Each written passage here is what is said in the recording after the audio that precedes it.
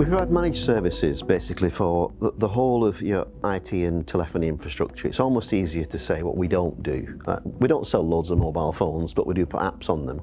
So everything from how you connect your business to the outside world, inside unified comms, how you connect all your devices together, how we connect your IT into the cloud, how we remotely look after your desktops. We've got an incredibly impressive customer list. I mean, a third of the business is public sector, 2/3 is commercial.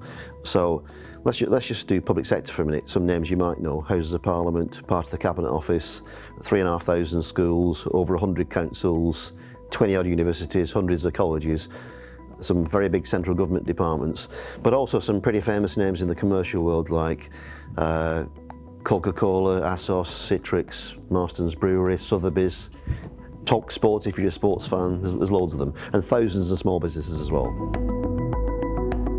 Right from day one in 2003, this business has typically had 7 to 8 percentage points higher EBITDA than anybody else of our equivalent size. So at the point when everybody else was 11, 12, 13, we were 18, 19, 20. So we've been knocking on the 20 to 21% EBITDA. So that tells you two things. First bit, we sell at sensible margins. Across the group, the average is in the 40s, and you've got to keep your OPEX around about 20 to 25. Right, so that's really about having good systems and automation in your back office. Now, what you mustn't do then is take all that profitability and spend it all in CapEx, otherwise you end up with no cash on a perpetual basis. So one of our basic rules is we run the business on what I call twos. We try and keep dividend cover above 2.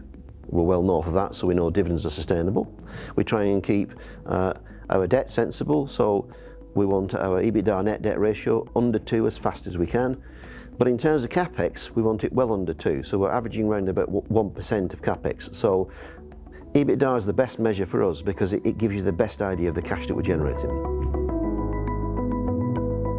At the end of the day, if you come right out to the detail, there's almost 1,000 companies on AIM. And there's only 3 that's managed earnings per share growth every year for a decade. That just shows you how hard in any sector it is to do consecutive growth. That's why our share price has increased so much, because of the sheer predictability of what we do. One of the ways that we try and guarantee as much as we can the predictability of what's happening is 75 to 80% of our revenues are on a recurring subscription type basis. You know, people who pay every month for what we do. That's where the growth has got to be. Now, we can't help the fact that if we do projects, we have to sell some kit. You know, if we take on your IT, we might have to upgrade your servers before we'll agree to support them. But that's only a way of getting to the recurring revenue. What you can expect from us is largely more of the same. We have a long history of both organic growth and acquisitive growth. What we are very good at is finding business privately. We buy private businesses, not public ones, paying sensible prices that works for both of us, but then improving the profitability of what we do. Now, it's taken us 15 years to get from nothing to best part of 100 million market cap. If we're going to take that journey to the next 200, then that'll have to be a combination of organic growth and further acquisitions. One of the ways that we manage the risk, because let's be honest, we are an acquisition vehicle. We've done 27, we can't pretend we're not, okay? It's almost as important the ones that we don't buy as the ones that we do. So one of the reasons why we don't buy a lot of people is if there is too much customer concentration in 1 or 2 big customers, then that's risky if they leave. So we've developed a business where if any individual 1 or 2 left, it doesn't hurt us a great deal, and that's quite key. I get asked about liquidity quite often, okay, and it's pretty normal on AIM where the original shareholders own a substantial chunk. If you go out in the market, there is a limit to what you can buy. If you want to buy more than 5 or 10,000 shares at one time, you might find it difficult.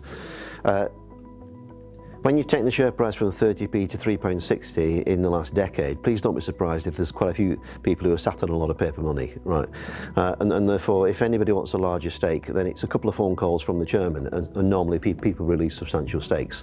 I mean, if you look at the family shareholding, we've gone down from something like 29% to 18% in recent times. So if you've got a serious offer, give me a ring and we'll find you somebody who's sat on a big paper profit.